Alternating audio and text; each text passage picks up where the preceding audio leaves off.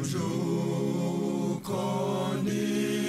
ntakindi cyanyiza ndokoresha amaraso yawe nitabyijwi ryawe rimamagaye ndaje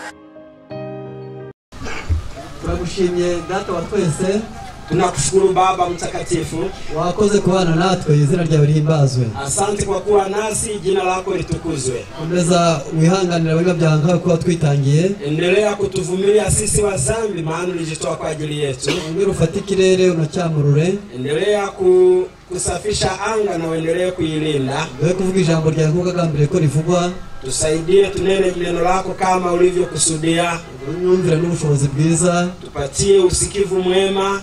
Jambaje mu izina rya Yesu. Tunaomba katika jina la Yesu.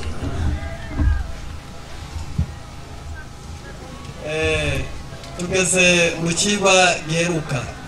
Tuko katika somo letu la mwisho. Kwa uyu munsi ni kwa siku ya leo. Tuganira gusibirebana n'ijambo ry'Imana. Tunaenda kuongelea kuhusu neno la Mungu. Mwishami nivuga ngo Yesu niwe mwami n'umukiza w'abantu bose. Kichwa cha habari kinasema Yesu ni mfalme na mwokozi wa wote. Abantu wengi cyane mugerageza gukurikirana neza. Watu wengi sana tufuatilie vizuri sana. Ingoma ya Yesu kwisi igomba kubaho. Ufalme wa Yesu lazima duniani uwepo. Mathayo 24:14. Sura ya 24 fungu la 14 Mathayo. Haranditswe yagira ngo kandi ubutumwa bwiza bw'ubwami buzigishwa mu isi yose. Tena habari njema ya ufalme itahubiriwa duniani, imperuka izahera kwize na mwisho utakuja. Igitabo cyitwifuza mu bihe byose page 303 cy'Igifaransa. Katika kitabu cha Tumaini la Vizazi Vyote haranditse ngo ngoma ya Yesu ni urukundo ukiranuka n'amahoro. Ameandikwa ya kwamba ufalme wa Yesu ni wa upendo na amani. Urukundo nukwisha umwanya wundi ukamwifuriza nkuko byo wakuyifuriza. Upendo ni kusimama badala ya mwenzako na kutamani kumfanyia yale ambayo ungetamani wakufanyia. Ukiranuka nukumukorera icyo wakwikorera. Lakini haki ni kutenda kila ambacho ungejitendea mwenyewe. Amahoro nukubana na utamwanga.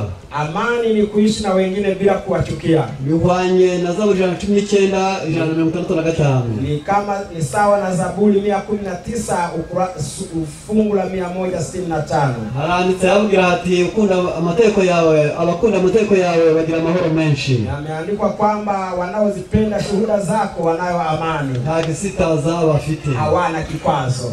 Jambo ni jambo ryiza cyane. Neno hilo ni neno muhimu sana. Mu ngoma ya Yesu rero nuko bimeze. Katika ufalme wa Yesu mambo yako hivyo. Nuko umuntu yirimo akunda. Ni kwamba mtu aliyomo katika ufalme wa Kristo ana upendo. Arakiranuka. Ni mwenye haki. Akagira amahoro. Pia ana amani. Kubera iki bivahe? Inatokana na nini? Na Waefeso 2. Waefeso sura ya 2. Murongo wa 11 fungu la 11. Uwo niwe mahoro yacu. Huyo ndiyo amani yetu.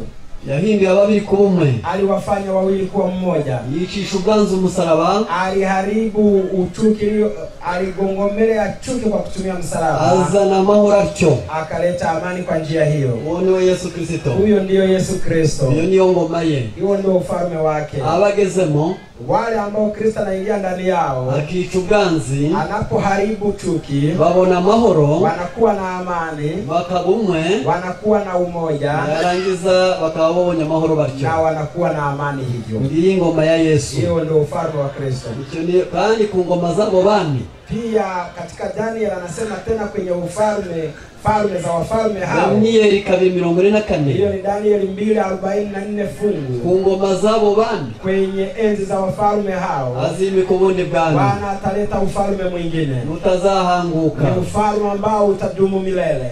Uzamenagura. Utaponda ufalme mwingine. Usiribangu ubwo bwami. Utaondoa falme zingine zote. Ngoma zao wandise ni ryari? Ni lini ufalme huo utakuja katika enzi za wafalme?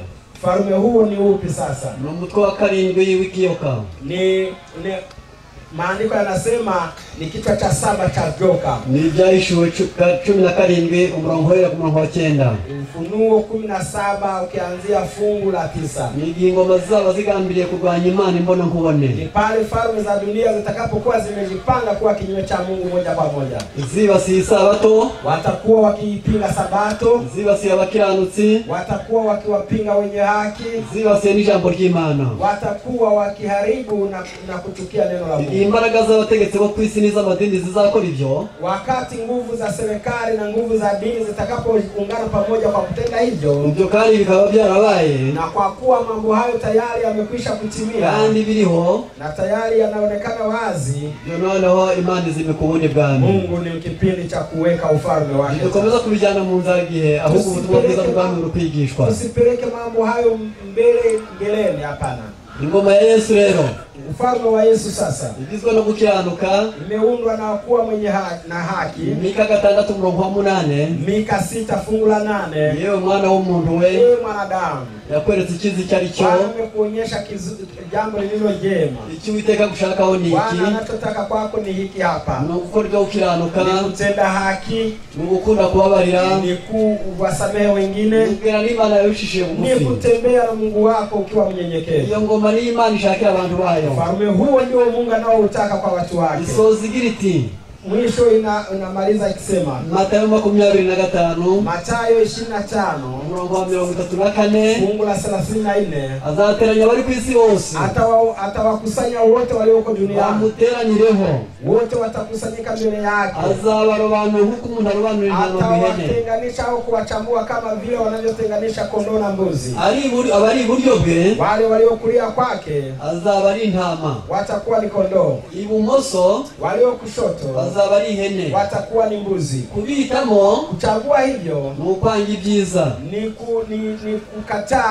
kukataa mema, kukataa abazaba babaye ihene bazanga ibyiza by'abandi. Wale watakao kuwa mbuzi ni wale wanaotukia mema ya wengine, na abazaba intama na abazakunda kugira kamara abandi. Wale watakao kuwa upande wa kondoo ni wale wanaohusika kwa kuwatendea wengine mema. Handitswe ngo, maana imeandikwa kwamba azabwira abari iburyo bwe, atawaambia walio kulia kwake kwamba, nimuze mwebwe abo data yayo musha, nyinyi mliobarikiwa na Baba, murabubwami bwabatunganyirijwe, mukaulize ufalme mlioandaliwa uhereye kurema ku isi, tangu kuwekwa kwa dahari. Bazibaza ati kubera iki?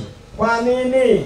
Ko twari duteranye n'abandi, tulikuwa pamoja na wengine, ko twari korali imwe, wote tulikuwa kwaya moja, ko twari mwitoro rimwe, sisi tulikuwa kanisa moja, ko twari dusangiye ubwoko, wote tulikuwa kabila moja, twari duhuriye mu bwene gihugu, wote tulikuwa na taifa moja. Bigenze bidakwira ibumoso ubakajiburyo, huyu aende kulia, huyu aende kushoto. Yesu azagisubiza atajuyaje. Yesu atajibu moja kwa moja. Nari nshonje murangaburira, nilikuwa na njaa mkanipa chakula, nari ndwaye muza kunsura, nilikuwa na ugua mkaja kuniona, nari nambaye ubusa muza kumuranyambika, nilikuwa uchi na sina chochote murancumbikira, nilikuwa sina pa kuipanga mkanihifadhi, nari mfunzwe muza kundeba, na nilikuwa mfungwa mkanitembelea. Abantu bazamubaza bati, watu hao watamuuliza kwamba, bigaragara kusa n'utubesheye, yawezekana pengine umejidanganya kwetu, hashobora kuba harimo ikindi kimenyane, wenda hakuna sababu yoyote. Twakubonye ryari? Tulikuona lini? Icyo kibazo wamubajije. Swali litakuwa jepesi kwamba tulikuona ryari? Swali ni fupi tu, ulituona lini? Ushonje, ukiwa na njaa, wambaye ubusa, ukiwa uchi, utagira huba, ukiwa huna pa kulala, ufunzwe, ukiwa jela, urwaye, ukiwa mgonjwa. Yesu twakubonye. Yesu tulikuona lini na wapi? nawe bazababwira ati, na yeye atawajibu kwamba ubwo mwabikoreraga umwe muri babandi bari hanyuma y'abandi, kuwa mliwatendea wale walio wadogo zaidi ya wengine, noneho nije mwabikoreraga, mulifanya hivyo kwa niaba yao. impaka zizaba zirangiye, mabishano atakuwa hapo, bazasanga kara kamenyero kabo ariyo miterere yao, watakuta kumbe ilikuwa ni mazoea yao kutenda hivyo. rero bahangaho bashyitsi, wale ambao mko hapa jamani, iyi ngoma ya Yesu hano ku isi, wale wageni, huo ndio ufalme wa Kristo. naho niho batandukanira amagambo idini n'itorero. Hapo ndipo kuna tofauti ya kujua kanisa la Bwana ya kawaida. Na Wagalatia igice cya mbere, hayo ni Wagalatia sura ya 3 sura ya kwanza. Muranzi ibyo nakoreye itorero igihe nari mu idini y'Abayuda. Anasema mnajua yale niliyotendea kanisa la Mungu nilipokuwa kwenye madhehebu ya Kiyahudi. Hari idini ry'Abayuda, yani lilikuwepo dhehebu la Kiyahudi, hakaba n'itorero rya Yesu, na kulikuwepo kanisa la Kristo. Mubitandukanye. Tenganisheni hivi. Idini se ni iki? Dhehebu ni kitu gani? Ni mikorere y'abanyabwenge, ni utendaji wa wataalamu yitwaza iby'Imana, ambao wanajificha katika utendaji wa Mungu, igakoresha woroheje ngo bakorera abakomeye, watumia wadhaifu ili wawatumikie na kuwanufaisha wakubwa. Icyo nicyo bita idini. Hicho ndicho kinaitwa dhehebu. Ni imiyoborere y'abanyabwenge, huo ni utaalamu na utendaji wa watu wenye akili za juu, yitwaza iby'iyobokamana, ambao kwa kujificha ndani ya Biblia igakoresha woroheje ngo bakorera abanyabwenge, wanawatumia watu duni wawatumikie watu wazito. none si itorero ryo ni iki? Sasa kanisa ni nini? Iyobokamana ry'Imana, ni kumfuata Mungu, yani ni kufuata maadili ya Mungu, likoresha abizeye bose, ambapo kanisa linawatumia wateule wote bitwaje iby'Imana, ambapo misingi yao ni mambo ya Mungu, bakarengera icyubahiro cy'Imana n'abantu bayo, na wanatetea utukufu wa Mungu na watu wa Mungu, bagatabara hakoresheje bahereye ku bari hanyuma y'abandi, wanatoa misaada kwa kuwajali walio chini sana ya wengine, wale walio duni. Noneho iyo ni ngoma ya Yesu. Huo ndio ufalme wa Kristo. Ndatambutsa aho ngaho. Hapo tutaendelea mbele. Yesu ni umukiza. Yesu ni mfalme. Ubwo yari umwami hariya niho twari turi. Hapo tulikuwa tukizungumzia kwamba ni mfalme. Amateka agenge ngoma yemura yabonye natatu. Tunaona ufalme wake na sheria zake. Ni iteko ry'urukundo, ni sheria ya upendo. Ni iteko ry'ugukiranuka, ni kutenda haki, ni iteko ry'amahoro, ni amani. Ibyo bintu bitatu niyo ngoma ye. Mambo hayo matatu ndiyo msingi wa ufalme wa Kristo. Ntagira abavugizi.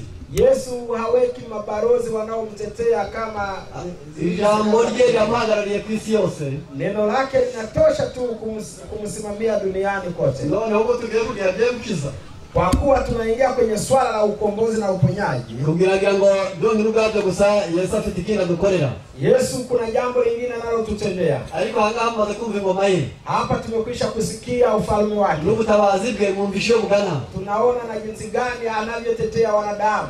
Niyo mpamvu rero turi buzirikane ibintu bikomeye cyane. Ingie kwenye masuala muhimu yafuatayo. Yagerageje kwivuga. Yeye alijisema hivi. Abantu bajya basoma, kwa wale ambao ni wasomaji, hari abantu batatu babanye nawe, n'umwe wabanye n'ababanye nawe. Wapo watatu walioishi pamoja na Kristo, na yupo mmoja aliyeishi na wale walioishi na Kristo. Uwo ni Matayo yabanye nawe. Matayo aliishi na Yesu. Marko yabanye nawe. Marko aliishi na Yesu. Yohana yabanye nawe. Marko aliishi naye. Luka yabanye n'ababanye nawe. Luka yeye alielezewa habari. Na amateka yabwiwe. Yeye alielezewa habari. Na abantu bavuze amateka ya Yesu banyuranyije. Ni watu waliosema habari za Yesu tofauti. Matayo yamuvuze bya kinyamateka, alimzungumza kama historia. Maze amuvuga Abayuda bamuhakanye, alimzungumza Wayahudi wakiwa wamemkana, bamwise Umusamaria, wakiwa wanasema ni Msamaria, bavuze ko ari daimoni, wakiwa wanadai kwamba ni pepo, kwa mkuu wa daimoni, pengine wenda ni mkuu wa mapepo. Maze birangije Matayo amuvuga kuri nyina Maria amugeza kuri Adamu. Matayo akalazimika kumzungumzia kuanzia mama yake Maria mpaka Adam. Amumanura ibisekuru 42 kugeza kuri Abrahamu. Alisema vizazi vyote 42 mpaka Ibrahim. Ngo abazumva nabi batazakeka Yesu ahandi. Ili wanaosikiza vibaya wasihisi kwamba Yesu ni wa kabila lingine. Maze Marko amwerekana nk'umunyabitangaza byavuye mu ijuru. Marko yeye alijali kumuelezea kama mwenye miujiza kutoka mbinguni. Utazamwitiranya n'abavuye kwa Farao bagakora inzoka. Ili wasije wakafikiri kwamba ni mganga wa kienyeji kama watu kutoka kwa Farao. Utazamugereranya n'abandi bapfumu. Ili wasije wakafikiri kwamba ni mpiga ramle. Maze amwerekana neza nk'umunyabitangaza ariko byavuye mu ijuru. Alimdhihirisha wazi kama mtenda miujiza ya kutoka mbinguni. Maze ukarabireba. Luka yeye aliangalia. Bitewe no kubana na Paulo cyane. Kwa kuishi pamoja na Paulo vizuri. Akabona n'imikorere na akaona utendaji wa mitume. Aza kuvuga ikintu gikomeye cyane. Alisema neno moja muhimu sana. Wazabona nk'uko idini y'Abayuda yari yaragize iby'Abayuda ibitari by'abanyamahanga. Abayuda bari barabonye iby'Imana babigira ibyabo. Wayahudi waliona mambo ya Mungu wakaona ni ya kwao. Abona ko abemeye ibya Yesu nabyo bazagira bakabyita iby'Abayuda ntibamenye ko ari umukiza w'isi yose. Alitaka kuweka tofauti ya mambo ya Wayahudi na mambo ya Yesu wasije wakayafananisha. Maze Luka niwe wa mbere wasobanuye ko Yesu ari uw'Abayuda akaba n'uw'abanyamahanga.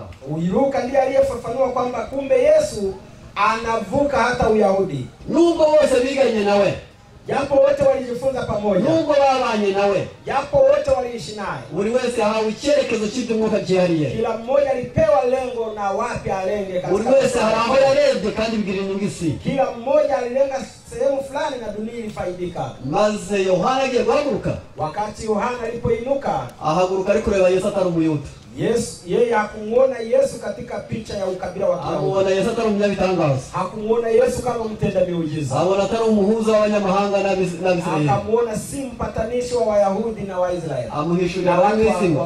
Amuhishurira abari mw'isi ngo bali akamdhihirisha mbele ya ulimwengu. Ati Yesu mbere na mbere habaye ijambo. Akasema hapo mwanzo alikuwepo neno. Jambo yahoranye n'Imana.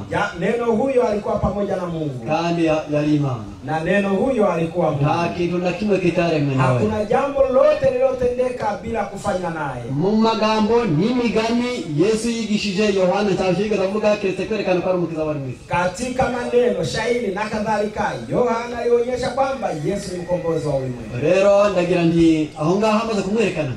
Baada ya kumdhihirisha wazi, yaravuze ngo bamwemeye bose. Alisema kwamba wale waliomkubali na kumkiri, bakizera izina rye na kukiri na kuamini jina lake, yabahaye ubushobozi bwo kuba abana b'Imana. Walifanyika kuwa wana wa Mungu. Bantu barahanga, watoto wa Mungu ambao mko hapa, abambaye ubwinanirwe, wale ambao mmechoka, abibwira ko bikomeye nta wabishobora, wale wanaodhani kwamba mambo ni mazito hayawezekani, abo kubyizera bitinze, wale ambao umeshindwa kabisa kuamini. Kwanga ibyo birivuze ni kwanga Yesu. Unapokataa neno la Mungu linachokisema umekataa Yesu. Utizera igivuze ushidikanije Yesu. Usipokubali kila ambacho neno linaongea, basi umetilia mashaka. Yohana yaramaze kumuvuga. Wakati Yohana alipokamilisha na kuvuga ati kandi niwe mwana w'intama ukuraho ibyaha by'abari mu isi. Aliyosema ni kondoo wa Mungu aondoaye dhambi za ulimwengu. Cyari mu gice cya mbere cya Yohana. Hapa nipo katika sura ya kwanza ya Yohana. Kubazatanga ubushobozi mu gice cya mbere mu 12.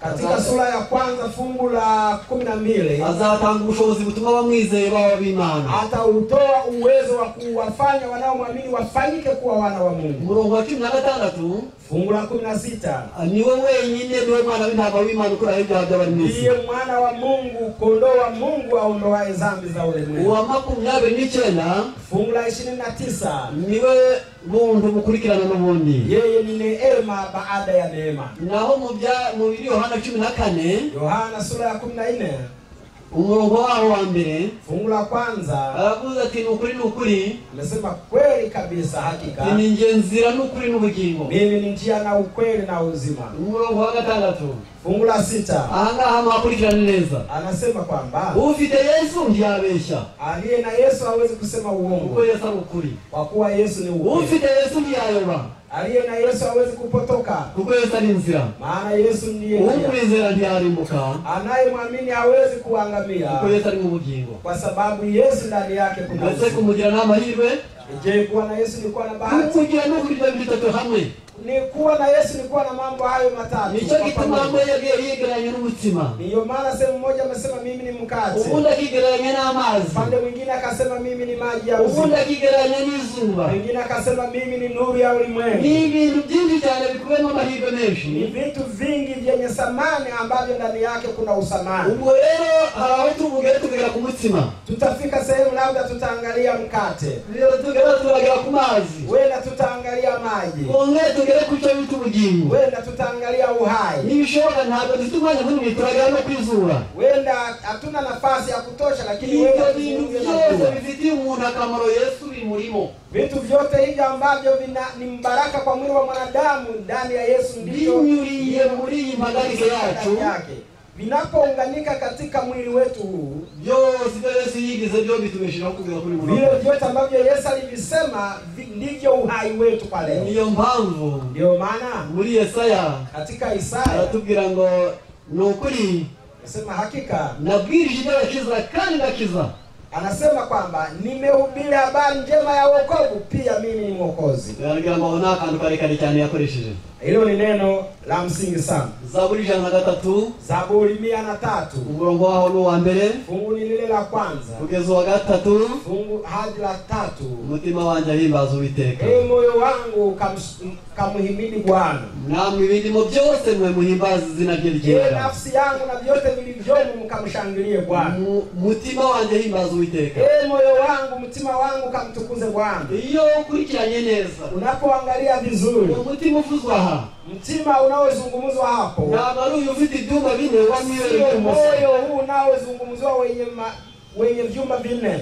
Ahubwo umutima bitarame niyo hirya mu gatoki inyuma. Amezungumzia kiini, yani moyo, kiini cha moyo wa mwanadamu katika ubongo. Na kintu cicagwamo n'ibintu ngiye kuvuga. Ni sehemu ambayo ni maskani au ni makao ya mambo yafuatayo. Imigani 4. Methali sura ya 4. Handitse ngo rinda umutima wawe kuruta ibintu byose birindwa n'iby'ubugingo bikomokamo. Linda moyo wako zaidi ya vyote uvilindavyo, maana ndilo chimbuko la uzima. Abaroma 10. Warumi sura ya 10. Umurongo wa 9 na 10. Fungu la 9 na la 10. Uko umutima ari umuntu yizera akabarwaho gukiranuka. Maana kwa moyo mtu huamini na kuhesabiwa haki. Yatuza akanwa ke agakizwa. Na kukiri kwa mdomo wake anaokoka. Uwo mutima uri mu by'ubugingo. Moyo huo ndani yake kuna uzima. Uwo mutima ni wo mu kwizera. Ndani yake kuna imani. Imigani 2:6. Methali 2 fungu la 6. Ubwenge buzinjira mu mutima wawe. Basi hekima itaingia ndani ya moyo wako. Umenya kuzanezeza ubugingo bwawe. Ujuzi utafurahisha nafsi yako. Ugere ku murongo wa 12 icyo cy'akabiri cy'imigani. Endelea mpaka fungu la 12. Ubwenge buzinjira mu mutima.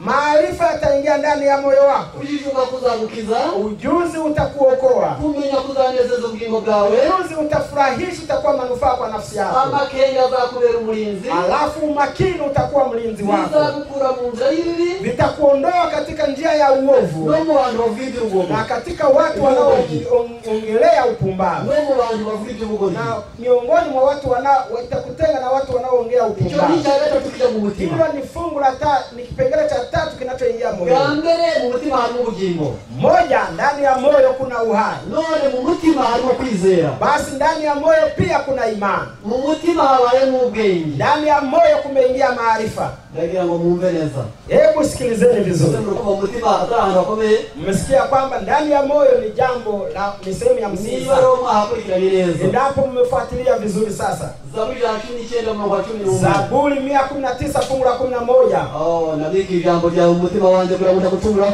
Nimelitunza neno lako ndani ya moyo wangu ili nisije nikajikwaa kwenye maagizo yako. None ho burya mu mutima habamo n'ijambo ry'Imana. Kumbe ndani ya moyo kuna neno la Mungu. Muzikane bibaze kwa bine. Na omba mujali, maana vimekwisha kwa vipengele vinne. Kuko aho ubutunzi bwawe buri ari wo mutima wawe uzaba. Maana pale palipo na mali yako ndipo na moyo wako utakuwa. None ndi umuntu atunza byose biba mu mutima. Kumbe na mali ulizonazo vyote vimehifadhiwa ndani ya moyo wako. kibaye cya gatanu, Hilo ni kipengele cha 5. mu mutima harimo ubugingo, Ndani ya moyo kuna uhai. mu mutima harimo kwizera, Ndani ya moyo kuna imani. mu mutima haragenda hakabamo ubwenge, Ndani ya moyo kuna maarifa. mu mutima niho habayemo noneho n'ijambo ry'Imana, Ndani ya moyo kuna neno la Mungu. none mu mutima niho harimo n'ibyo umuntu atunze. Hata ndani ya moyo sasa kumepatikana mali yako. Mu mutima rero ko tuhige, Basi tuzifunze ndani ya moyo. kugira ngo ikintu kinjire mu mutima, Ili neno liingie na kukaa ndani ya hari moyo. amarembo atatu kinyuriramo. Kuna njia 3 za kupitia. Bisaba umushake,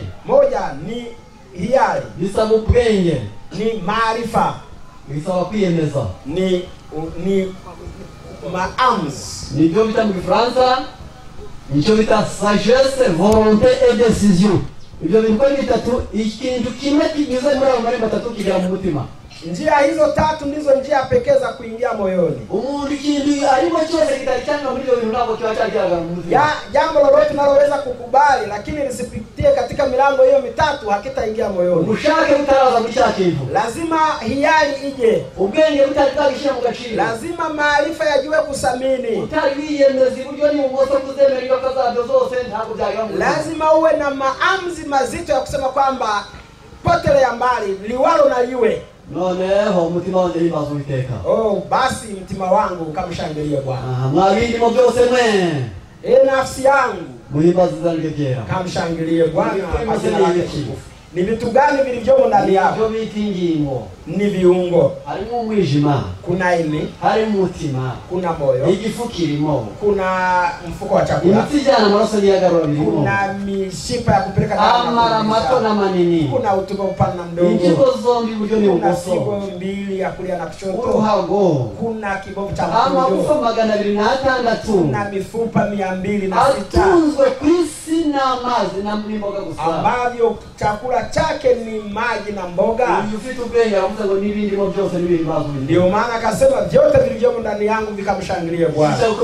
Ubwenge, Makao makuu ya maarifa. ubwenge bw'imbere uhereye haringaniye n'amatwi buyobora umubiri, Ukianzia hapa juu ya masikio kwenda mbele ndio ubongo unaoongoza mwili. ubwo Paulo ajya ngo ninde wangiza uyu mubiri utera urupfu. Ndio Paulo anasema kwamba ni nani wa kuniokoa na moyo huu na mwili huu ukajyana inyuma bugenga amahitamo, na alafu na akili zinazo ubongo unaoanzia kwenye utovu na kurudi nyuma kwenye kisogo. naho uyu yaravuze ngo mwabirimo byose mwe muhimbaze izina rye ryera. Ndio maana amesema kwamba vyote vilivyomo ndani yangu kamtukuze Bwana. Ntiwibagirwe ibyiza yakugiriye byose, Usisahau mema yote aliyokutendea Bwana. uzashyire mu gaciro. Hebu jua kusamini. Kubera iki nandika, Useme kwamba kwa nini kubera ninaandika? iki nibuka, Kwa nini nina kumbukumbu? kuki nshobora kugenda, Kwa nini nina uwezo wa kutembea? kubera iki ndavuga nkandagira, Kwa nini siwezi kukosea sehemu ya kukanyaga? kuki njya nkaryama, Kwa nini nakula na kulala? wabitotsi buvaye, Hebu usingizi unatoka wapi? kinywa amazi ntagaruke ngiye kuyamena ngo anyure mu kanwa akanyura ahandi. Kwa nini napoweka maji mdomo na meza maji? Kubera iki niki binguye neza byabonetse, Yaani unajiuliza kwa nini faida hizi nilizonazo zinazonibariki zinatoka wapi? inzira z'ubwenge wahawe ari amaso, Njia za maarifa za akili ulizopewa: macho, amatwi, masikio, amazuru, mapua, kuryoherwa kurimi, kusikia ladha, gukabakabwa ku ruhu, labda kupapaswa kwenye ngozi, amazuru guhumurirwa, labda mapua kusikia harufu. uziba inzira z'ubwenge. Hizo ndio njia pekee za akili. Kubera iki nanjye nabaye nk'abandi, Kwa nini na mimi ni kama wengine? kubera iki ntabaye paralize ngo nje nihagarika one kubimenya, Kwa nini na mimi sikupooza, nijinyeye, nijikojolee? kubera iki ntabaye ikigori. Kwa nini sijawa mpumbavu? Iyi si muri kureba ikinyejana cyangwa ikinyagihumbi cya 21, Katika dunia ya sasa ya karne ya 21, abantu bahangayikishwe n'amaganya y'isi, watu wameumizwa na masumbufu ya dunia. ariko ab'isi burya bose barabeshya. Watu wote wa duniani ni kimo kimoja, Bahanganye ibikurikira, wanalingana kwa mambo yafuatayo: bose bararya, wote wanakula, ndio, bose umugore w'umukire w'umunyamafaranga ku isi, mwanamke mwenye mali sana duniani au mke wa mwenye mali, nawe aratwita na yeye hubeba mimba, amezi 9, na yeye atabeba ujauzito kwa muda wa miezi 9, agahinduranya imyenda buri saha, anaweza kubadilisha nguo kila saa. akabyara umuhungu n'umukobwa bambaye ubusa. Atawazaa, atajifungua mtoto wa kike na wa kiume. Ukeni uramena ngo uje muri hormone. Haiwezekani utajiri uingie kwenye homoni zake eti ajifungue mtoto mwenye umwana uzikure mu ruhu n'imyenda. Hawezi kuzaa mtoto ambaye amevaa na nini, ana afya. Ntarajya ngo haje ngo ashire inzara. Hakuna tajiri ambaye amekula akasema kwamba nimefaulu mimi kuidhibiti njaa. Achatinya gupfa nawe. Na yeye bado ana hofu ya kupata mauti. Na japo ni mtu mzito ajabu umugaragu yahemba kwezi ngo ajakugira kuri wese. Anakosa mtumwa wa kumtuma chooni ili aje kwa niaba yake. Turaresha. Wote tunalingana hapo. Izo nzira zose shano tuzihuriyeho. Njia hizo tano wote tunalingana. Ukicha kurusha na haryama anakuzidi godoro zuri ndio. Na ukamushika. Na wenda pengine wewe utamzidi usingizi. Maana una amani. Akurusha kubahwa pengine labda nakuzidi heshima kubwa munzira njiani, ariko ukamurusha gutinywa munzira, lakini wewe unaogopa njiani. Kurusha gutinywa nta ukushokoza. Wewe hakuna mtu wa kukugusa, ariko wewe wale yeye akipita hapa wanaye imbeho yanegeze umugira ati murareba watangwa mwishi. Panya akipapaza akipita wanakodoa macho. Mama ndio mtacho kupwaya. Wewe mchana na usiku kwako ni sawa. Yarangiza au baadaye ukarya kare bitewe nuko umukene akarya saa sita. Wewe unakula mapema kwa sababu ni maskini, yeye anakula saa sita. Aliye yabwiri wazagwa umwijima. Kwa sababu anakula bila kuzingatia muda atapatwa na ini. Rero reka ntambuke ntacu uretse kurushiza igaragara amaso ariko imbere mu mahoro mu mubiri umurusha amahoro. Unaweza ukaangalia kwamba anakuzidi vitu vilivyo nje ya kuonekana, lakini kwenye afya unaweza kumzidi. Ntukibagirwe ibyiza yakugiriye byose. Usisahau wema wa Bwana. Rero niwe waribyo akeneye byose. Niandae samehe makosa yako yote. Byo bitagukiranirwa. Vitu vinavyoitwa uzalimu ni icyaha ukora wagipanze. Ni dhambi ambayo umeitenda kwa kuzamilia. Mu Gifaransa bakita péché prémédité. Ni dhambi uliyoifanya kwa kudhamiria. Icyo wapanze, jambo ambalo umelifanya na kimani kikiwa nayo Mungu anaisamehe. None twebwe tukabarira nuwo dukoshije atabigeniye kwa bari wapanze. Sisi ambaye hatuwezi kumsamehe hata ambaye amekosea kwa bahati mbaya, aliyepanga tunaweza kumsamehe. Natanga ikitegererezo. Nitatoa mfano. Umwana wavuye ku ishuri, mtoto wako ametoka shule labda. Akaba ari mu gatandatu, wenda yuko darasa la 6. Akaba amaze gutsinda cya leta. Wenda amefaulu mtihani wa serikali. Afite amanota muhesha cyo ta bourse. Wenda ana max nzuri tu ambazo zitamsaidia kupata mkopo wa serikali. Umuturage akamuroga. Alafu jirani akampatia sumu. Nijoro niho umuntu yampamagaraga. Usiku mtu mmoja aliniita, ambia ati ingwara bashobora kuvura narazirwaye. Magonjwa ambayo wewe huwezi kutibu mimi zimekwisha kunifikia. Ati baze kuzivuza. Nimekwisha kuzitibu. Alikuwa nazivuje arwaye kubura amaraso none hongeze kuyishobora. Sasa nilivyozipeleka kwa hao madaktari wakazitibu, sasa zimemsababishia magonjwa ambayo ni ya kutafuta wewe, ya kukosa damu. Yambia gati arangije amezi 3 yituma mabuye n'inzembe.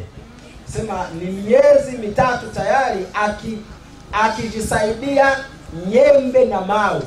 None yarakize ariko amaraso yamushizemo. Sema amepona ndio, lakini damu hamna ndani yake. Mbese wewe ni amana kulike. Je, kama tuko pamoja? Aravuze ngo uwo muntu akogeye Imana cyo. Mtu kama anaweza kumpa sumu ya jinsi hiyo mtoto wako, mwana wa na mtoto wako akafa, yarangiza yamara gupfa, na baada ya kupoteza maisha akaza, alafu akaja wa muntu akaza kukiriyo nawe, na yule mtu naye akaja kuomboleza, nuko mbe mugenzi wanje akakwambia kwamba pole rafiki yangu, naje nimekuja, ndagira ngo dufatanye kiriyo, nataka tushirikiane katika kuomboleza. Umwana wewe yagatsinda bikanja, mtoto wako alikuwa akifaulu, nilikuwa ninajisikia vibaya sana. Amaze gutsinda wonge diplome none honda rwara. Sasa alipofaulu akafaulu form 6 akapata max za juu, sasa nikaumwa kabisa. Zanga amafaranga yose nani mfite nguri muti wo kumuhisha ninjo wamwishe none reka tufatanye kiriyo ariko mbabarije. Akasema kwamba nilitoa gharama kubwa ili nimpe sumu afe, Sasa baada ya hapo nakuja kukuomba msamaha, lakini pia tushirikiane katika maombolezo. Ndio ngo chana raya rangiza mukabijana muka wa mabariye. Je, anaweza ukamruhusa akoki moto na huduma zingine akafanya kiume msamehe kabisa? No, ni maana hiyo icho peshe premedite. Hiyo wagipanze nabwo ukaisaba imbabazi irababarira. Dhambi hata ile uliyokusudia, unapomwomba Mungu kwa moyo wa dhati, ana uwezo wa kukusamehe. Akaukiza indwara zawe zose. Na kukuponya magonjwa yako. Kwa Yesu hivi muka turairangije. Habari za Yesu kuhusu masuala ya kiroho tumemaliza. Ngiye rero mu ngoma ya Yesu yebyo ukiza umubiri. Sasa tutaingia katika uponyaji wa Kristo, kuponya mwili. Kugira ngo nibura abantu benshi cyane, ili watu wengi sana. Indwara zirahari. Magonjwa yapo. Indwara zirahari. Magonjwa yapo kabisa. Ndetse ziteye ubwoba. Hata mengine yanatisha. Ndetse ni benshi zihangayikishije. Wengine kabisa wamechanganyikiwa kwa sababu ya magonjwa. Yazimishaka no kubicho bivugaho. Nimekusudia kuzungumzia kidogo kuhusu magonjwa. Nibura buri wese abashe kunyumva neza. Ili kila mmoja wenda aweze kunielewa vizuri. Uko hari ikibazo gikomeye cyane ku isi. Duniani kuna mambo ya kutisha sana. Qui punit l'iniquité des pères sur les enfants jusqu'à la 3e et à la 4e génération de ceux qui me haïssent. Ati mpora abana ukiranirwa kwa base, inawaadhibu watoto kwa sababu ya uzalimu wa baba zao. Ngageza ku buvivi bw'abanyanga mpaka vitukuu vya wale wanaonichukia. Les enfants portent inévitablement les conséquences et les inconduites paternelles ou maternelles. Umwana afite ingaruka. Mtoto anapatwa na madhara yo kwifata nabi kwa se cyangwa nyina, kama mwenendo mbaya wa baba au mama. Ni itegeko rya kabiri, ni amri ya pili. Umwana afite ingaruka mbi. Mtoto hupatwa na madhara ya tabia mbaya ya wazazi wake. Yinifatire mibi ya se cyangwa nyina. Yaani alivyo mwelekeo mbovu au zambi za baba au mama humuasili na mtoto. Nagerageje mu ndimi urambi utane. Nimetamani sana niende kwa kasi. Kuko tutabivuze wenda bya bigoye. Kama tusipozungumza wengine watabaki hewani. Rero si byiza ko abantu babaho ngaho gusa batazi ibivugo bya byo. Hebu tuangalie. Kuko habayeho ingingo z'ingenzi twatekerezaho. Lazima tuwe na mambo ya kujali. Kuko iyo hatabayeho kumenya buriya ubutumwa bwa Yesu bwizwe no kumenya. Ni lazima tujue, maana injili ya Kristo ni mpaka tujue. Mugihe turi gushaka kumenya, wakati tunapohitaji kujua, turaza kugera ku bintu byinshi cyane. Tutaangalia mambo mengi muhimu hapa. Kumenya ko niyo nzira y'ubwenge. Ujuzi huo ndio njia ya ufahamu. Kuko tabayeho kumenya neza byaturusha. Tusipoangalia na kujua vizuri tutasumbuka sana. Duhagaze ahantu hakomeye cyane ku isi. Tumesimama sehemu nyeti sana duniani. Abantu bafite ingaruka nyinshi cyane zibaho. Watu wanayo madhara makubwa sana ya mambo yanayowapata. Kuko ndagira ngo ari naho hantu nshaka kugira ngo nibura niteho cyane. Kwa sababu ni swala ambalo ninataka kujali sana. Isi yacu muri kure bifite ikibazo. Dunia yetu hii ina shida kubwa sana. Kaje hiki kitamfashe. Kwenye kitabu hiki ambacho atamwambia jina lake ni kitwa amabanga na rimwe yo kubaho. Kinaitwa asili 101 za maisha. Ndaza kusoma mo ipaje ya 83. Atasoma ukurasa wa 83 kugira ngo nibura buri wese gerageza kunyumva na uyumve neza, ili kila mmoja aweze kunielewa vizuri. Ahantu ngeze sehemu ambayo nimefikia, aravuga ngo cancer severe vilement. Mbega kansere iyo mvugo ishaje. Kansa usemi ambao una umri. Rero kubw'ibyo ni indwara ikuze, ni ugonjwa wenye umri. Ariko nyina nataturangiza mvugaho gusa gato. Nataka nizungumze kidogo kuhusu hili. Ngiye kuvuga ku rwego rw'indwara za kanseri zikunda gufata benshi ngo abayikurikije ibitsina binyuranye. Nitazungumzia habari ya kansa inavyowashika watu kwa jinsia tofauti. Abantu b'igitsina gabo, watu wa jinsia ya kiume, ubu ngubu ku mwaka, kwa mara moja kwa mwaka bari gufatwa na kanseri y'ibihaha, wanashikwa kwa upesi sana na kansa ya mapafu cyane sana. Iyi ndwara, ugonjwa huu iri gufata miliyoni 1,100,000 by'abagabo kwa mwaka mmoja. Ni 1,100,000 kwa mwaka. 1,100,000. Yaani natisha, 1,100,000 kwa mwaka. Wanaume wanashambuliwa na kansa. Ubwo n'abagabo 16%. ni wanaume 16 kwa mwaka. Muzirikane neza rero. Zingatieni sana. Reka turebe abagabo musha amaboko hejuru. Wanaume mlioko hapa wekeni vidole juu. Ninde muri bo ufite ubwishingizi kuko kanseri bihaha itamufata? Nani ambaye ana bima ya kwamba yeye hawezi kushambuliwa na kansa ya mapafu? Ngwifata milioni muri 100,000 ku mwaka buri mwaka ku bagabo. 1,100,000 kwa mwaka ya wanaume wanashambuliwa na kansa ya mapafu. Bigusaba rero ngiye kwanza narangiza abagabo nzeko ndaza kuvuga ko badamu. Nataka tumalizie kwanza wanaume alafu tutaendelea na wanawake baadaye. Kanseri yakabigofata cyane ni kanseri yico bita prostate. Kansa ya pili ambayo inawashika wanaume ni tezi dume. Kansa ya tezi dume ifata abagabo 800,000 ku mwaka. Inawashika wanaume 800,000 kwa mwaka. Kanseri ya gatatu ni ya mara manini. Kansa ya tatu inayowashika wanaume ni kansa ya utumbo mpana. 40% barayirwara. 40% wanashikwa na kansa. Hiyo ni kanseri ya gatatu ikunda gufata abagabo. Hiyo ni kansa namba 3 inayowashika sana wanaume. Niba rero mwakurikiranye neza, kama mmefuatilia vizuri, uko kanseri zikomeye ku bagabo ku mwaka. Kansa hizo ambazo mmeziona zinazowashambulia jinsia ya kiume kwa mwaka ni kanseri y'igihaha, ni kansa ya mapafu, ni kanseri ya prostate, ni kansa ya tezi dume, ni kanseri y'uruhu runini, ni kansa ya utumbo mpana. Ku bantu b'igitsina gore, kwa watu wa jinsia ya kike, kanseri iriho muno yateye imbere ni kanseri y'amabere. Kansa ya matiti ndio inawashambulia kwa kiwango kikubwa sana. Iri gufata abagore ku mwaka 1,384,000. Inashambulia wanawake jinsia ya kike 1,380,000. Kanseri ikurikiyeho ku bagore ni kanseri y'amara manini nabo.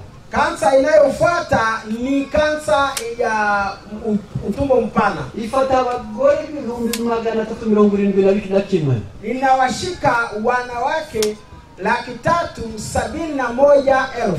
Kanseri ikurikiyeho ya gatatu ni kanseri y'ababyeyi. Kansa inayokuja kwa namba 3 ni kansa ya kizazi. Ifata benshi kuko ifata abagore 530 ku mwaka. Inawashika wengi kwa sababu inashambulia wakina mama watu 530,000.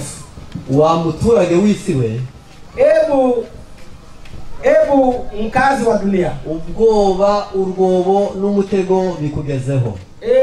Hofu, mtego na shimo vimekushambulia. None niba isaruko yunaniwe, kama dunia imefikia hatua hiyo ya kutojiweza, keneye ubutumwa bwiza, inahitaji habari njema. Mu gitabo cyitwa umurimo w'ubuvuzi, katika kitabu kinachoitwa Ministry of Healing, ni ikigo cya mbere, sura ile ya kwanza, ni mu page ya 17 haba mu Cyongereza no mu Gifaransa, ni ukurasa wa 17 kwa lugha zote, kandi ni isubibanza, na ni aya ya kwanza. Ni ikigo cya mbere, ni sura ya kwanza, ni isubibanza, ni aya ya kwanza. Haranditse ngo Yesu yaje mu isi, amesema hivi, aza kwikorera imitwaro 3. Yesu alikuja duniani kubeba mizigo ya mwanadamu. Imitwaro igera kuri 3. Mizigo hiyo ni 3. Ngo ni ubukene, ni umaskini, ni indwara, ni magonjwa, ni ibyaha, ni dhambi.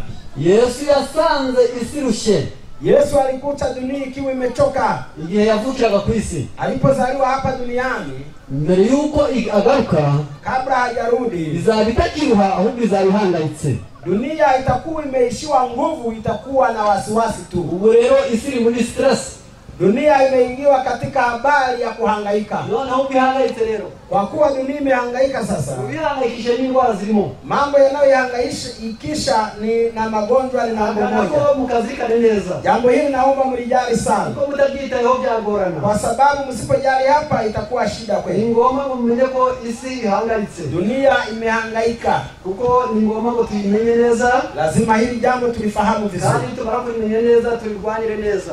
Tulifahamu vizuri na tulipigania vizuri. Ahangaha mwamaze kumva kanseri ukuntu ibogamiye abantu. Tumesikia jinsi gani kansa ilivyo tishio. Kuko hatabaye kuimenya neza, Kama hatutaijua vizuri kansa, abantu benshi cyane baruha, inafanya watu wengi sana wachoke, kugira ngo nibura tubashe kumenya neza icyo twakora mu gihe cy'ingingo. ili tuweze kujua nini cha kuweza kutusaidia None se isi tuyifate mu dute. sasa tuishije. Ndagira ngo ahangaha byo bita le facteur de risque, impamvu dushobora gutuma zibangamiye abantu. Kwa nini ni tishio? Hari impamvu ngiye gusoma. Tutasoma sababu hapa. Izi impamvu hari icyo bita facteur de risque, impamvu ishobora gutuma mbese aho imanga abantu bashobora guhirimaho. Yaani hivi ni vitu hatarishi kwa kansa. Icyambere ni itabi. Cha kwanza kabisa ambacho ni hatarishi kwa mwanadamu, Itabi ibangamiye abantu kuri 95%. Sigara ni tishio kwa 95%. Abarinywa ribaho urukingo. Wanaovuta sigara inawapa kinga. Umwotsi barekuye wica abatarinywa kuruta barinywa. Wale wanaovuta sigara wao haliwaumizi kama wanaopata moshi. Ntabwo mvuze ngo muje kurinywa. Hajasema kwamba nendeni mkavute sigara hapa. Kuko n'ubundi abarinywa ribanduza indwara nyinshi cyane mu bwongo, mu mitsi no mu bihaha kuri 35%. Kwa sababu wavutaji wa sigara linawashambulia na magonjwa ya ubongo, ya mishipa na kadhalika kwa 35%. Kubwo kwirinda itabi, kwa kujihadhari sigara, urinywa cyangwa utarinywa, kwa kuinywa, kwa kuivuta au kutoivuta, ni byiza kugera hanze umaze kunywa amazi. Ni vizuri kabla hujatoka nje uwe umekunywa maji. Akaba atavuze ngo ni cya kigorozi. Hiyo sio kwamba ni mtengenezaji. Ahubwo ni urukingo. Hiyo ni kinga. Kugira ngo ujinje mu madirisha yiwawe, ili sigara iliyoingia kupitia dirisha za nyumba yako, ndio unje uzaweze public zita toilette public hano kunaona wageni mu gikao bizi. Hivi vyoo vya jumuiya ambavyo tunakutana navyo stendi na kadhalika. Mu modoka wicaranyira barima, labda pale kwenye gari, kwenye basi ukiwa na myoshi zera muri quartier, ya myoshi nayo zunguka katika mitaa, ni ngombwa kuikizwa okunywa amazi. Kinga ni kunywa maji alfajiri kabla hujatoka nje. Ico ni kimwe kibangamira isi. Hiyo sigara ni tishio duniani. Icya kabiri kibangamira isi. Tishio nyingine ni hii, consommation élevée de sel. Abantu bari kurya umunyu mu rwego rwo hejuru. Ni matumizi ya chumvi kwa hali ya juu. Ubu biragoye, ni hatari sana. Ahantu hari umunyu utera ingorane ni hane. Chumvi inashambulia sehemu 4. Umunyu utera ingorane mu mpyiko. Chumvi inashambulia figo. Umunyu utera ingorane ku mutima. Chumvi inashambulia moyo. Umunyu utera ingorane umwijima. Chumvi inashambulia ini. Umunyu utera ingorane imitsi. Chumvi inashambulia mishipa. Kandi abantu, na hivyo watu bamwe bawurya bawutetse, wengine wanakula baada ya kuupika, abandi bamuminjira kubyo kurya ari mubisi, wengine wananyunyizia juu ya chakula. Abantu benshi cyane umunyu baguye nabi. Watu wengi sana chumvi ni hatarisha sana. Avuze ngo lesero augmente le risque de souffrance et d'hypertension. Akaba rero umunyu utera ingorane mu muvuduko w'ikirenga w'amaraso. Chumvi inasababisha shinikizo la damu la juu. Bikaba byabikwiye ko abantu bawugabanya. Watu wanatakiwa kupunguza chumvi. Abawugabanya kuri 25%. Wanaopunguza 25% baba barukotse indwara y'umutima kuri 25%. Watakuwa wameokoka au wamepona na kujiepusha magonjwa ya moyo 25%. None se bawugabanya bati? Sasa wanaweza kupunguzaje? Bose bazarya amasosa atari mu munyu. Sasa watakula chakula ambacho hakina chumvi? Hapana. Bazawurya ari mu munyu. Watakula lakini na chumvi. Bazajya bagira iminsi bageneye kurya imbuto. Watakuwa na siku maalum za kutumia matunda tu. N'impeke. Na kula nafaka. Ku buryo bagira iminsi yagenewe kuba mu mibiri yabo nta munyu wagiyemo. Ambazo ni siku maalum kwa kutumia chumvi. Indwara y'umutima irahari. Ugonjwa wa moyo upo. Abantu benshi cyane mu ndwara 5 ziteye ubwoba. Watu wengi sana katika magonjwa 5 ambayo ni tishio duniani. Ari kansere. Kuna kansa, hari umuvuduko w'ikirenga w'umutima, kuna shinikizo la damu kupanda, hari ibibyimba byo mu mutwe, kuna uvimbe kichwani, hari diabete, kuna kisukari, izo ni indwara zimereye isi nabi. Hayo ni magonjwa ambayo ni tishio duniani. Umunyu rero usabwa kuba ku rugero. Lazima chumvi iwe kwa kiwango kinachotakiwa. Ikindi cya gatatu kibangamiye abantu, Kitu cha tatu ambacho ni tishio n'ubunebwe no guhora ukora wicaye hamwe. ni uzembe, kutofanya kazi, zezeta. Ubunebwe zezeta nacyo cyabaye ikibazo, nayo ni tishio. Ibiha byinshi bya benshi birabyagiye, watu wengi sana mapafu yao hayafanye kazi. Shibye inkono iteretse hasi, wako kama sufuria ambayo imewekwa chini. Ibyo kurya buryo babihishe bakabitereka biba bituje. Vyakula vikishapikwa vikainuliwa vikawekwa chini vimetulia hapo. Abenshi bihaha umusozi basigaye bazamuka n'igitanda. Watu wengine kitanda ndicho mlima wanaoupanda, hawajui kitu kingine. Iyo yakoze umurimo ukomeye cyane kiretse kurya ikigori cyokeje, akifanya kazi kubwa sana labda kula hindi lililochomwa. Abantu babiri mu cyo bita inaction, hari kudakora, hari kutinyagambura gutera ubwoba. Watu wanaishi katika uzembe wa kutofanya kazi kabisa, hawana mazoezi. Amagufa y'abantu ari kumungwa nk'umwenda ubitse utambarwa. Mifupa ya watu, yani utafikiri kwamba imeingiwa na mdudu fulani, ya inabunguliwa kila siku. None ahubwo nisi yashize mu mugambo ngo bajye bakora sport kandi no kuyikoresha udashaka. Na dunia imeagiza watu wapendelee sana mazoezi wakati wao hawana hata haja ya mazoezi. Nabyo kuko kujujura injiji, nabuye kubona ukabona agiye kwirukanga sport akayikorera hagati y'amamoto n'amamodoka ari kubisikana. Na kwa sababu ni kumfundisha mjinga, na mazoezi anayafanyia pia katikati ya pikipiki na maze umwuka urimo petrole, essence, ibyo bita benzine akayihumye ikaja mu bwongo, akaza ari kurwana n'uwo batavuganye. Kwa kuwa amefanyia mazoezi barabarani akipishana na magari na pikipiki, petrol, benzine na kadhalika vimeingia ndani yake, akirudi anarudi mkorofu wa ajabu sana. Yubyuka mu gitondo kare karuzenguruka inzu yawe niba uyifite, uzamuka gasozi kare haruguru y'iwanyu bigira akamenyero, na mpamvu yo kujya kubisigana n'imodoka kuko uwo munsi woga wakwisha. Basi mazoezi fanya hivi, zunguka nyumba yako kama unayo. Kama juu ya nyumba kuna kamlima, panda hapo. Lakini usitembee barabarani ili hiyo mioshi ya magari isikuzuru. 68% des plus de risques d'obésité. Abantu bahora bicaye hamwe, watu ambao wanafanya kazi wakiwa wamekaa kitako tu, bafite ikibazo cyo kurwara umubyibuho kuri 68%. Wana hatari ya kupatwa na unene wa kupindukia 68%. Benshi bamaze kurenza ibiro 82. Watu wengi wamekwisha kupitisha kilo 82. Abatera umupira rero, wale ambao waliwahi kucheza mpira, iyo ugeza ku biro 80, unapokuwa na uzito wa kilo 80, bagwa carte jaune, wanakwambia ondoka kwenye uchezaji. Bagara 82, ukiwa na 82 bakagujya uta carte rouge, wanakuaga kabisa kwenye uwanja wa ubuzima baugeze kumanga. Afya hapo iko kwenye maporomoko. Kandi nta mpamvu yo kubyongera kutazagurishaho, nta nyingiri. Hakuna sababu ya kuongeza uzito, maana utapata matatizo uuze. Arakubwiye ngo ubuzima bw'umuntu yumufashe neza, afya ya mwanadamu napoilinda vizuri, ibiro byawe ni ngwira kugenda ugomba kubifashe nk'ikiko cyuzuye ibyo kurya. Uzito wako utembee nao kama mtu ambaye amebeba chakula kwenye kijiko. Barimo bona hari umuntu urangiza gutamira ibyo kurya kibuhuza.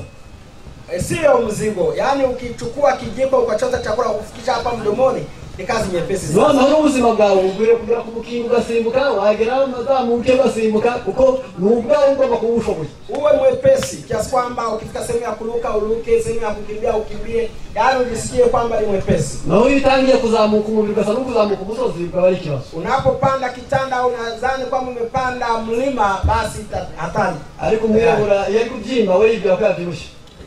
Kwamba Mwafrika anapoanza kuona na vimba yeye huzani kwamba tayari amenenepa. Namenye ko ari amazi ahura n'umwuka agahura n'amavuta yarangize gigatangirika byimba, ikibuno kikabyimba, igose kikabyimba. Ndio maji na mafuta na nini tena? Na maji na mafuta vinapokutana, kitambi kinakuja, shingo inakuja ya pili, na viuno vinaongezeka na kadhalika. Mazi misiga tangira kugorama, alafu ndipo mishipa inaanza kupinda, umutima wawe ugatangira ukaruha, moyo wako mapigo yanaenda ovyo, umwuka wirukanka mu maraso ugatangira kugenda integeje, oxygen inayotembea ndani ya damu inatembea kwa unyonge sana. Amini ntabwo nirwa mbabwira hangaha reka garuke iminota ntidukundira. Dakika hazituruhusu ningewaambia zaidi. Noneho icyagakane Kipengele cha 4 ni izuba ryinshi ryabaye ku isi. Ni jua ambalo limekuwa tishio duniani. Mu 1975 1975 izuba akitwa ozone karatobotse. Ozone ilitoboka. Bizagera muri 25 nyuma y'imyaka 8. Kufika mwaka wa 2025, yani baada ya miaka kama 8 hivi, izuba rizaba rishoboye uri ku isi wese kuri 75 kumutera kanseri. Kwa watu ambao watakuwepo duniani watakuwa wako katika hali ya kushambuliwa na kansa kwa 75%. Bizaja kugera kuri iyo myaka, yani kesho kutwa tu baada ya miaka 34 b'abadamu bari hasi y'imyaka 60 bazaba basigaranye ufite amabere menshi ari rimwe. Kipindi hicho wenye 30% ya wakina mama ambao watakuwa na matiti mengi, kawaida sio mengi, ni mawili. Kwa hiyo moja litakuwa limekatwa. Kuko izuba iyo rirasiye ku mabere, kwa hiyo jua linapopiga kwenye umurase bita ultraviolet uhera kukica imitsi izana amaraso mu mabere. Ni kwamba miali ya jua inapochoma titi, moja kwa moja kuna ndani yake sumu zinazoshambulia titi. Maza amaraso yashuhiye makagurumana, damu zilizomo ndani yake zinawaka moto, zinachoma kabao kaza kakubitamo, alafu baridi kija na yenyewe ikipiga pale. Wibuke ko ubushuhe bwaje ntaga kinjisha. Kumbuka kwamba jua limekuta titi likiwa wazi. Menya ko majambere bagezeho bitewe nuko abantu bangirika bambere ku isi ni igitsina gore. Watu ambao ni wadhaifu kwa kuharibika ni wakina mama. Sasa maendeleo yaliyopo ni kwa kutembea matiti yakiwa wazi. Muno batari basimuka cyane bari guhishimoko, ariko ndakeka ko mu wundi mwaka nabo bazaba bayitangaza. Kwa sasa hivi wanatembea wakiwa wameficha kichuchu tu, kwingine kote kukiwa wazi. Rero kubw'ibyo izuba ntabwo ryemerewe kurasa ku mabere. Lakini kawaida jua haliruhusiwi kumulika au miali ya jua kufika moja kwa moja kwenye titi. Ni nako litemerewe kurasa hano mu bitugu byao. Ndio maana haliruhusiwi hata pia kupiga hapa kwenye mabega. Hagomba kurindwa imbaho nyinshi hakarindwa n'ubushuhe bwinshi. Lazima pahifadhiwe baridi au joto kali visifike. Kandi ubundi ikintu tenda kugurisha kubitandika n'ubwenge. Sasa kama sio kwamba nafanya biashara, umetandika ili iweje? Bimaze iki? Unaona faida gani? Ntacyo byawe bimaze. Hakuna faida. Ibyiza uzagereke, uzarirewe tudashama tuzagereke uzashaka. Hilo titi lako endapo wewe ukitaka kuliona lione mwenyewe. Ukiona haujalizika muonyeshe na mume wako. Nuzagereke izuba ngo rizagushuza. Naonyesha jua ili iweje? Kingira izuba. Basi funika. Kibaye ikibazo rero ku isi. Ni tishio duniani. Izuba ryabaye ikibazo. Jua ni tishio duniani. Ingingo iheruka, kipengele cha mwisho, consommation de graisse saturée. Ikoresha amavuta rino rifite urugimbu ruremereye. Kutumia mafuta yanayoganda ryabaye ikibazo naryo. Hiyo nayo ni hatari. Umwana udufiriti, wengine kila wakati ni ibijumba n'ibitoke n'ibirayi, ni kupika vyakula kwa kutumia mafuta tu, viazi Ulaya, viazi vitamu, udushyimbo twumukije mu mavuta, tambi na kadhalika, na kanyama bokeje katanogeje, ni nyama ambayo imepikwa kwa mafuta tu na bila kuiosha. Pour chaque 100 mg de cholestérol que nous besoin miligramu zigera ku ijana z'amavuta uriye, miligramu 100 za mafuta unayokula, nous augmentons en moyenne les 5 points de niveau de cholestérol dans le sang. Muri ako kandi kirangiza kurya amavuta bayinjiye mu maraso kuri 5%. Mafuta huwa yameingia ndani ya mwili wako 5%. Ntabwo benshi bahera kwa kula tu. Shobora kwata ubitabibuha. Sio lazima uwe mnene. None se niki twakora ngo bino bintu nini ili tusishambuliwe. Réaliser des activités physiques quotidiennes. Buri munsi dukoresha impagarike yawe umurimo. Kila siku tumia mwili wako, viungo vyako. Kama utaanditse, mbona hamjaandika dawa? Murazi ngibi turi kwiga bija amazima aja. Hivi havihifadhiwe pale panapokaa na masengenyo. Masengenyo ni mepesi kuhifadhiwa sana. Amazinyo bakubwira ntusubiremo kandi ukabifata. Masengenyo wakikwambia unavishika, lakini hivi ni vigumu viandike. Yenyewe sio kama masengenyo. Bigusaba gukoresha impagarike yawe imirimo buri munsi. Lazima utumie viungo vyako vyote kwa kila siku. La nécessité de bouger est aussi importante. Mu ruhande rwe bazatabara bagenzi babo itorero ry'izamagararira. Wale ambao wana umaskini, wale wenye uwezo watawajali wasio na uwezo, washirikiane katika shida zao. Indwara azakoresha ibyo yaremye avura abo yaremye. Magonjwa atatumia vitu vya asili vitumike kwa kuwatibu aliowaumba. Waweki atatumia maumbile ya asili haya ya miti na kadhalika kwa kutibu watu wake aliowaumba. Ni maana eshatu. Ni mambo matatu. N'umuremye, ni muumba, ni ibyo yaremye, ni alivyoviumba, kuwa yaremye, ni kwa kuwahudumia aliowaumba. Abantu bazaba bakijijwe n'Imana yao. Watu watakuwa wametibiwa na Mungu wao. Abantu bazaba bakijijwe bate? Watu watakuwa wameponywa au kuokolewa na Mungu wao. Jambo linalonihuzunisha ni jambo moja. Kunzira y'ibya Yesu byose, kwenye njia ya mambo ya Yesu yote, haisheho kare mukajya mu nzira ngari. Kuna ka njia panya fulani wanapoingia kwenye njia panya. Bavuga kubwiriza, wanaposema kuhubiri, ngubu narangiza gahembesho. Nikimaliza kuhubiri hapa nasema atoweni sadaka. Hapo nakaya kagari kagize gati. Hapo ni kanjia panya kakuingia njia. Kavuye ku bya Yesu, kamejitengeneza kana kwamba na penye kako kwa Yesu. Kagiye mu nzira ngari. Lakini kumbe ni njia inayopeleka watu katika njia. Mukanya nenda kuvuga ibivura. Tunapozungumza mambo yanayotibu, au mu nzira ngari hata kukura amafaranga gahabona. Wale wa njia hapana nasema nimepata fursa ya kujua dawa za kuuza. Umuririmbyi waririmbira aha, mwimbaji ambaye ameimbia hapa, namara kuririmba neza, akimaliza kuimba vizuri, ejo bashobora kumuresha no kurangiza nawe kuririmba bikaba amafaranga. Akiona watu wanampenda anaanza kuuza kipawa hicho. Pa Yesu haba hicho bita trafike de la grâce. Abantu birirwa bagurisha ubuntu bwa Yesu. Kuna watu ambao wamefanya biashara neema ya Kristo. Dusabwa kurangira abantu Yesu umukiza w'abariye. Lazima tumuinue Kristo mkombozi wa ulimwengu. Ku bantu benshi cyane kurumva ko mugenzi wacu muhamya duhaye. Ndugu yetu katika ushuhuda aliotupatia, nimubisha ibintu yakoresheje. Nimesikia vitu alivyovitumia. Naona kuze mubongo we. Anasema ameona ni mtu mzima. Nanje rimwe ndio haje waje bansanga. Na watu wakati mwingine huwa wananifuata. Atambie wati waranyonji. Nakwambia umenitibu, umeniponya. Hawakani. Nawaambia sijawaponya mimi. Njewe mimi keselewa ni mama mshaka ariko mrameshi. Mimi mnanisingizia kabisa. Atori yanuko yibaki. Wenda wewe umesahau. Ngahakana. Ninakataa. Akaambia kitana twahuriyemo. Ananiambia mkutano tulokutania hapa. Ninamuhakanira. Ninamwambia kata. Ati keselewa hakanira. Ananiambia kwamba labda kuna lingine. Hata wewe mfimu sijwane niki. Hebu nikukumbushe mambo ulioniandikia. Naona ananikumbusha. Atuanze wone. Uliandika kitunguu maji.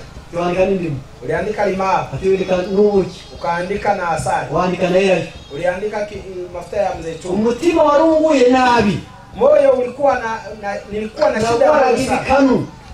Yaani shingo zilikuwa zinauma. Zinaingia segura. Mikono nikiinua hivi maumivu kweli. Naraka wakamasa kaza mengi. Nikinawa uso maji, madamu zinatiririka. Na kila kubutemji utse. Nilikuwa mvivu ninapoamka asubuhi. Yo na wagandi kujenje nyine na kila kuboba. Nikiwa nakula peke yangu nilikuwa na hofu. Umutwe waranjaga.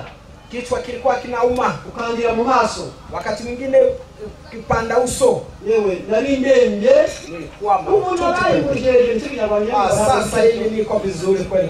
Ati naraki. Nimepona.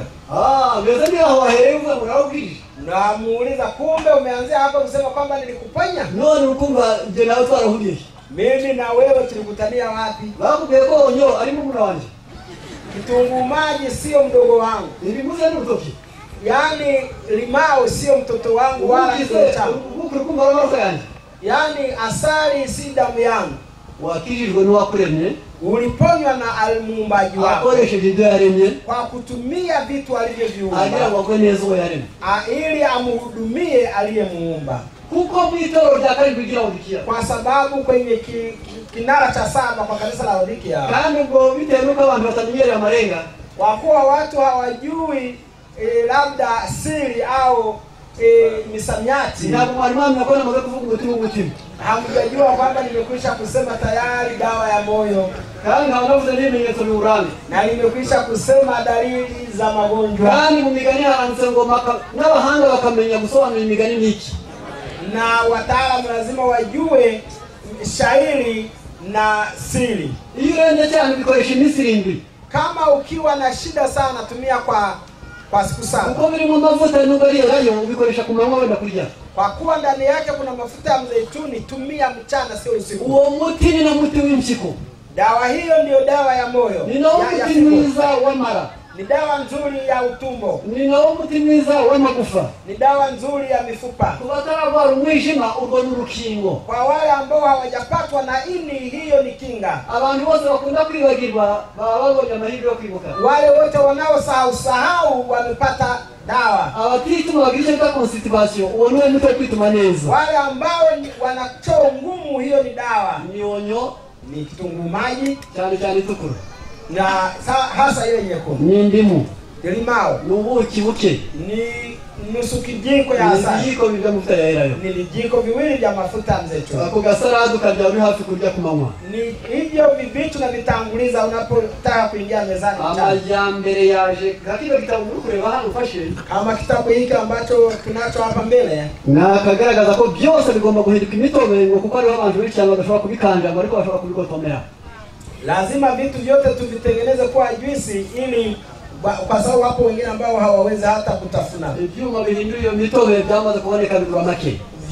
Vyombo vya kutengeneza juisi vipo na vinauzwa hela ndogo sana. Naho bigaragara ko ari menshi kuri bamwe bafite ubufatanye babihurizaho bakajya bose babita bagasangira.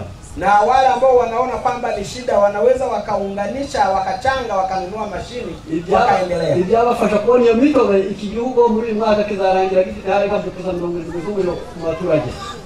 Katika nchi hasa ya Rwanda umeme upo maeneo mengi. Minota ntabwo dukundiye kurenza aha. Dakika hazituruhusu ndani ya hii maze kubabwira wavura indwara nyinshi. Dawa hiyo niliyowaambia ni tiba ya magonjwa mengi sana. Ubutumwa bwiza bukiza umubiri n'umutima. Habari njema inaokoa mwili na moyo. Yesu ni ukuri uzamubwirize. Yesu ni ukweli, kahubiri habari zake. Mwizere ni inzira ntuzayoba. Mwamini ni njia hutapotea. Emera inama zishyire mu bikorwa ntuzarimbuka ko ari we bugingo.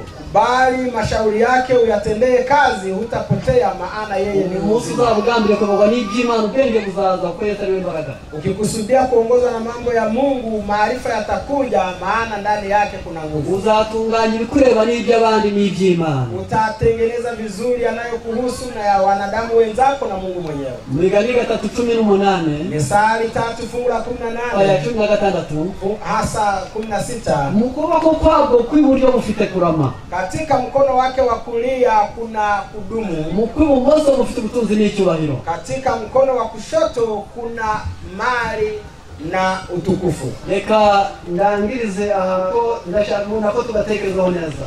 Ni wapi labda neno la mwisho? Uko tugeneye ahantu hakomeye cyane kandi twakwitaho. Dukeneye amazi. Tunahitaji maji. Aya mazi iyo tuyanywa, maji tunapokunywa tunywa litiro 1.5 ku munsi. Ni tunakunywa lita 1.5 kwa siku. Cyo ni utikoreye utirutse kandi utazamutse imisozi. Hiyo ni dozi kwa mtu ambaye hakupanda milima, hakubeba mizigo au hakufanya mazoezi. Bituma umuntu asora ivyuya. Kwa sababu inawezesha mtu kutoa jasho. Bituma umwuka w'umuntu winjira mu maraso neza. Inawezesha oxygen kuingia katika damu. Amazi atuma amavuta ataganza umubiri. Maji yanazuia cholesterol kujitengeneza ndani ya mwili. Kandi bituma umuntu atanusumuka. Inasaidia mtu kutokuwa na harufu mbaya ya mdomoni. Chakane la 4, bituma ingingo z'umuntu zoroha. Inasaidia viungo kuwa vyepesi. Mihore yawe ikagira imbaraga. Nyama zako zinakuwa na nguvu. 5, bituma ibiro bitiyongera cyane. Inazuia kilo kuongezeka sana. 6, usohora imyanda neza mu ruhu no mu kwihagarika no mu kwituma. Inaondoa uchafu kupitia njia za haja ndogo na haja kubwa. 6, bituma impyiko zawe zikora neza. Inawezesha figo zako kufanya kazi vizuri. 7 bituma amaraso atembera neza ku rugero rwiza. Inawezesha damu kusafiri vizuri kwa kiwango kinachotakiwa. 8 bituma umuntu atuma mu kanwa. Inazuia mtu kuwa na ukavu mdomoni. Kara amaso yawe ntawe uri mu gitokunda gutokora gusa.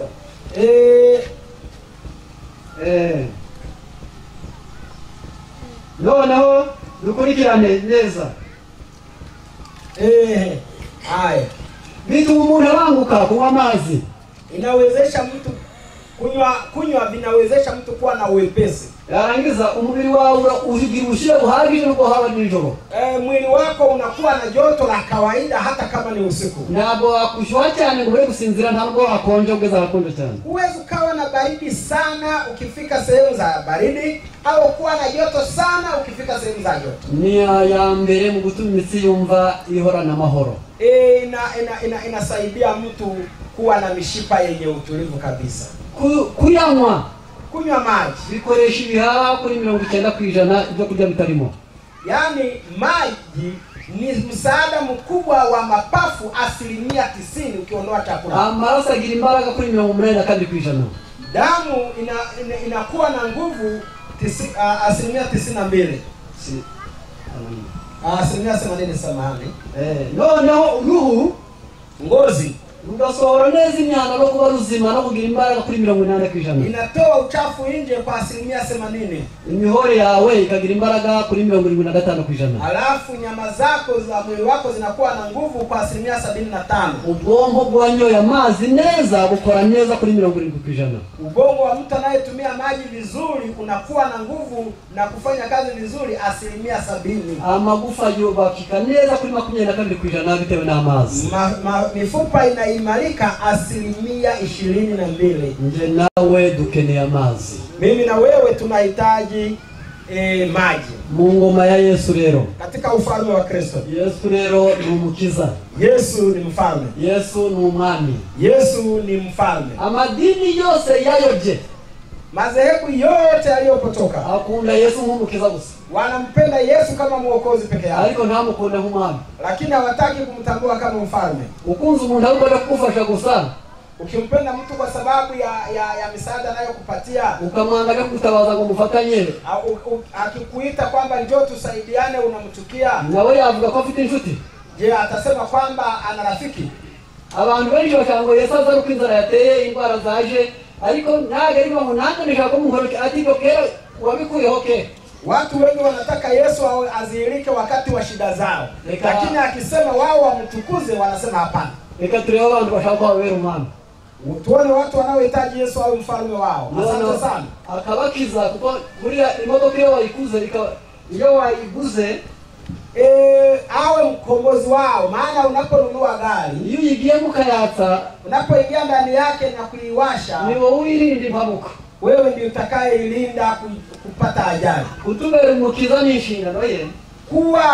Kuwa mwokozi wetu ni wajibu wa Kristo. Reka twemere natwe tubere umwami. Hebu tukubali au mfalme wetu. Nyagera hazamuka azatuzamura neza. Akifika sehemu ya muinuko atatupandisha. Atambika azatujyana neza. Sehemu ya tambalale atatusafirisha. Amanuka azadukingira. Sehemu ya kushuka atatuzuia kutoka. Agiripinde litoka azaguriringi. Kama yeye tairi tapasuka, yeye ndiye muhusika wa kununua lingine. Aho niho kwihangana kwabera kuri. Hapo ndipo penye subira ya watakatifu. Bitondera amategeko y'Imana. Hao wazishikao amri za Mungu. Bakagira kwizera nk'uko Yesu. Na imani ya Yesu. Ninde muri uyu mugoro? Nani katika jioni ya leo wabujijwe n'imvura, ambaye labda kwa sababu za mvua cyangwa kabaratari yafata imyanzuro, ama pengine kwa sababu alikuwa hajachukua uamuzi, ariko akavuga ati noneho ndabimenye, alafu akasema kwa sasa nimeelewa, sinshaka gutabaza Yesu atenda kuntabaza, sitaki kumuita Yesu ambaye hata nisaidia, ndashaka kumuyambaza akanyirabaza, nataka yeye aniite na mimi nimuite, akampagararira mwijuru nkamagararira mwisanga, nataka nimsimamie duniani na yeye anisimamie mbinguni. Bamubona mwijuru kubahwa,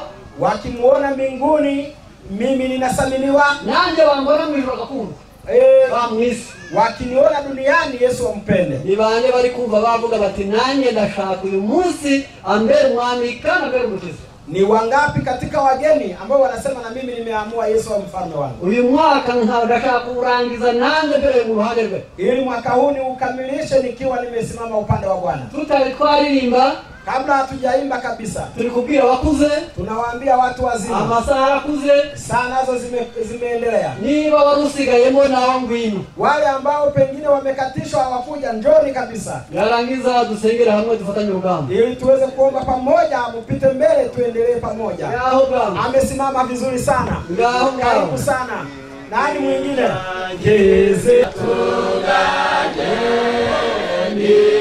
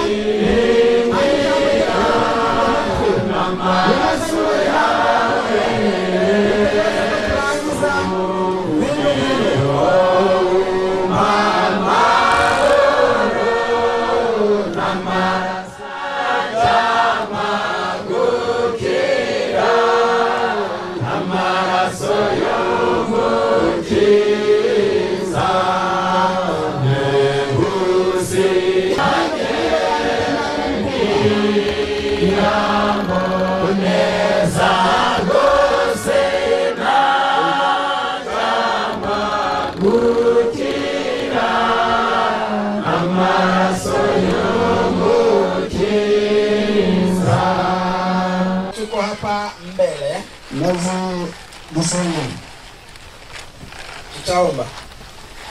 Tunakushukuru Baba mtakatifu. Tunakushukuru Baba mtakatifu. Udukundiye kubanga hamwe umunsi uruhero gucyubahiro. Umeturuhusu tuwepo siku ya leo, jina lako litukuzwe. Abana bawe bemeye kuba bera umwami. Watoto wako wamekubali uwe mfalme wao. Babisezeranyije kugaragara.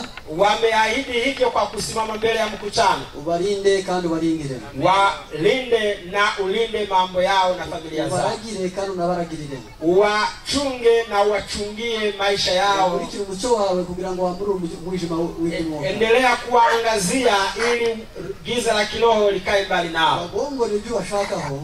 Wapatie yale, waambie yale unayohitaji kwao. Na uwawezeshe kuyatenda. Katika jina la Yesu. Amen.